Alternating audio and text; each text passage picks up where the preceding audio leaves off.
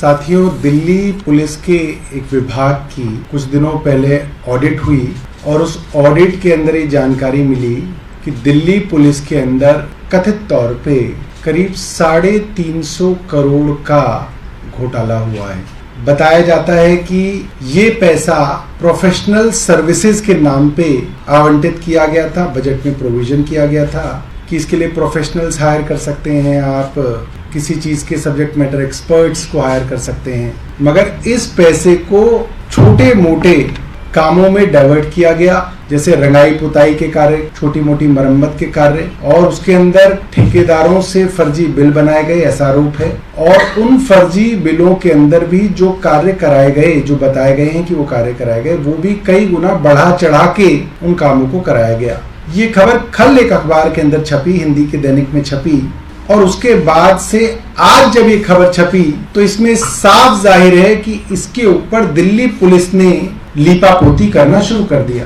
Delhi police के पास भारत की राजधानी की सुरक्षा व्यवस्था है, दिल्ली के अंदर इतने वीआईपीज हैं, उनकी सुरक्षा व्यवस्था है, और ये कहना बिल्कुल सही होगा कि दिल्ली के उपराज्यपाल के पास संविधान में केवल 2 कार्य दिए गए हैं। घूमना फिरना तो कहीं भी कर सकते हैं, किसी नाले पे चले जाएं, किसी बाग में चले जाएं, जू में चले जाएं, जाने को कहीं जा सकते हैं, मगर जो संविधान में उनको काम दिए गए वो 2 ही हैं। एक तो लैंड यानी कि डीडीए, और एक पब्लिक ऑर्डर पुलिस यानी कि दिल्ली पुलिस।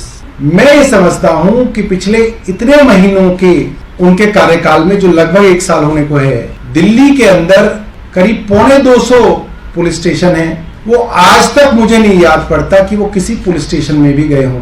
एक एलजी के नाते अगर वो खुद ग्राउंड पे जाके देखने का शौक रखते हैं तो कम से कम वहां तो जाना चाहिए जो काम उनको मिला है। उनको तो रोज एक थाने में शाम को जाना चाहिए, देखना चाहिए कि पुलिस की क्या व्यवस्था है।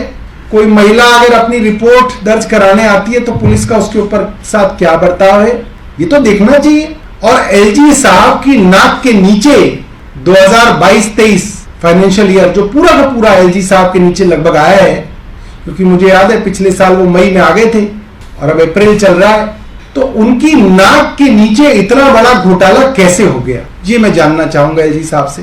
एलजी साहब तो रोज किसी मामले में एक इतनी लंबी चिट्ठी लिखते हैं मुख्यमंत्री को, और उसमें दुनिया भर की नैतिकता की दुआइयां देते हैं, दुनिया भर की शिक्षाएं मुख्यमंत्री जी को देते हैं। इस विषय में एलजी साहब का एक ट्वीट नहीं दिखा, एक कोई चिट्ठी नहीं दिखी, एक कोई उनका बयान नहीं दिखा। अरे कम से कम मीडिया में ही कुछ प्लांट कर देते, वो भी नहीं किया। इतनी चुप्पी, ऐसा क्या है जो एलजी साहब छुपा रहे हैं? उनको तो बताना चाहिए ये घोटाला कैसे हो गया उनके नाक के नीचे। और आज क्या हो रहा है, किसी भी देश के किसी भी राज्य के अंदर अगर सबसे सुरक्षित, सबसे महफूज कोई जगह हो सकती है तो वो है न्यायालय, न्याय का मंदिर। आज दिल्ली के एक पॉश इलाके के अंदर जो हमारा साकेत डिस्ट्रिक्ट कोर्ट है, उसके अंदर एक महिला के ऊपर कई गोलियां चलाई गई कोर्ट के परिसर के अंदर। ये कैसे संभव हो सकता है? हाईकोर्ट के तो सख्त आदेश हैं कि बिना मेटल डिटेक्टर के अंदर जाए आपकी एंट्री नहीं हो सकती। वो बंदूक कैसे पहुंच गई परिसर के अंदर? हर एंट्री के ऊपर पुलिस का बंदोबस्त होता है, तलाशी भी करते हैं, आईडी कार्ड भी देखते हैं, कैसे एंट्री हो गई, हथियार कैसे अंदर आ गया, क्या कर रही है पुलिस। अभी 1-1.5 हफ्ते की बात है कि द्वारका के अंदर एक नामी वकील की हत्या कर दी गई। द्वारका के अंदर, द्वारका कोर्ट से आ रहे थे, क्या कर रहे हैं एलजी साहब? लगभग हर हफ्ते खबर छपती है कि दिल्ली के अंदर कोई बुजुर्ग दंपत्ति रहते थे, 70 साल के पति, उनकी 65 साल की पत्नी, निर्मम हत्या दिन दहाड़े हो रही है। रात में नहीं, दिन दहाड़े निर्मम हत्याएं हो रही हैं, लूटपाट हो रही है। अच्छी अच्छी पॉश कॉलोनियों के अंदर चलते फिरते महिलाओं की चेन स्नैचिंग हो रही है, मोबाइल स्नैचिंग हो रही है, अपने घर के बाहर गाड़ी खड़ी करी, गाड़ी चोरी हो रही है। अब तो सीसीटीवी कैमरे के सामने भी चोरी होती है तो भी पुलिस नहीं ढूंढ पाती उनको। वीडियो दिख जाता है, आदमी ला के दे देता है कि साहब ये आदमी है, इसकी फोटो दिख रही है, तस्वीर दिख रही है, ये चोरी करके गया, तो भी कुछ नहीं हो रहा है। कहां है एलजी साहब, क्या कर रहे हैं? दिल्ली जल बोर्ड के तो सीवर ट्रीटमेंट प्लांट में पहुंच जाते हैं, वाटर ट्रीटमेंट प्लांट में पहुंच जाते हैं, कहते हैं ये दिखाओ ये दिखाओ। इरिगेशन फ्लड के अंदर पैसा हम दे रहे हैं, उसका काम हो रहा है, उसके अंदर पहुंच जाते हैं कि ये वहां खड़े होकर फोटो खिंचा रहे हैं। भैया थाने में भी तो फोटो खिंचाओ, उस साकेत कोर्ट परिसर में भी तो एलजी साहब को फोटो खिंचानी है जहां पे महिला के ऊपर हमला हो गया, द्वारका में वकील की हत्या हो गई, वहां पे उसके घर पे जाके एलजी साहब का फोटो खिंचाएंगे। ये तो इनका काम है। एक महिला की नए साल के अंदर इस तरीके से निर्मम हत्या की गई कि उसको निर्वस्त्र, उसकी जो लाश है उसको 22 किलोमीटर तक घसीटा गया रोड पे। एलजी साहब वहां तो नहीं गए, उस दुर्घटना स्थल पे वहां भी तो फोटो खिंचाते, वहां भी तो पत्रकारों को ले जाते। भाई जिम्मेवारी तो मानिए आप अपनी, आप घूम रहे हैं नाले नाले। यह दिल्ली की हालत इतनी खराब हो रखी है। हम एलजी साहब से जानना चाहेंगे कि आपने इसमें क्या किया। हम केंद्र सरकार से जानना चाहेंगे ये कैसे संभव है कि दिल्ली पुलिस के अंदर ही घोटाला हुआ। दिल्ली पुलिस के बड़े बड़े अफसरों ने 350 करोड़ का घोटाला कर दिया और दिल्ली पुलिस ही उसकी जांच करेगी। ऐसा कैसे हो सकता है भाई? ये तो कभी सुना ही नहीं। जिन्होंने घोटाला किया, जिस संस्थान में घोटाला हुआ, वही संस्थान उसकी जांच कर रहा है और एलजी साहब चुप बैठे हैं। सीबीआई कहां है? ईडी कहां है? अभी तक तो चिट्ठी लिख देते थे एलजी साहब कि जो ये मामला सीबीआई को दिया जाता है। अब तक तो मीडिया के अंदर खबर आ जानी चाहिए थी कि ईडी जो है एलजी साहब से बातचीत करेगी, पूछताछ करेगी। क्यों नहीं कर रही ईडी पूछताछ? 350 करोड़ का घोटाला नकली फर्जी बिलों के नाम पे दिल्ली के सबसे बड़े, जो कह सकते हैं कि सुरक्षा एजेंसी जो है, पूरे देश की सबसे बड़ी सुरक्षा एजेंसी है, उसमें हुआ है। तो अब तक ईडीआई सीबी को जो है सिफारिश क्यों नहीं की एलजी साहब ने? किस चीज का एलजी साहब, क्या चीज एलजी साहब बचाना चाहते हैं, किसको बचाना चाहते हैं, क्या चीज छुपाना चाहते हैं? तो उनको स्पष्ट करना चाहिए दिल्ली वालों के सामने। एलजी साहब तो बिल्कुल चुप बैठे हुए हैं। ये ऐसे नहीं चलेगा। एलजी साहब आप अपनी जिम्मेदारी लीजिए। You are answerable, you are accountable. आप बताइए कि आपने इसमें अब तक क्या किया। 24 घंटे से ज्यादा हो गया, अखबार में खबर छपे हुए, कोई उनकी तरफ नहीं है। हम इसकी मांग करते हैं कि एलजी साहब इसके ऊपर अपनी स्थिति साफ करें और इसको एक इंडिपेंडेंट एजेंसी से इसकी जांच कराई जाए और एलजी साहब दिल्ली वालों को बताएं कि दिल्ली की कानून व्यवस्था जो बिगड़ रही है उसको सुधारने के लिए एलजी साहब ने पिछले 1 साल में क्या किया और आगे उनका क्या प्लान है, वो दिल्ली वालों को बताएं।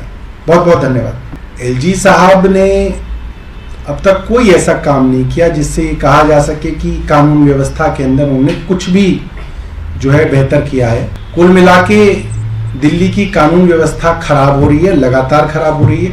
उनको नैतिक आधार पे इसकी जिम्मेवारी लेनी चाहिए। इस्तीफा सिर्फ मेरे मांगने से अगर वो दे देते तो बात और है, मगर उनको इसकी नैतिक जिम्मेदारी तो लेनी चाहिए। अब वो इस्तीफा देना चाहें, नैतिकता की बातें तो बहुत बड़ी बड़ी लिखते हैं पत्रों में, तो देखा जाएगा कि वो क्या करना चाहते हैं। मेरी तो इतनी बस उनसे उम्मीद है कि कम से कम जिम्मेदारी तो लें।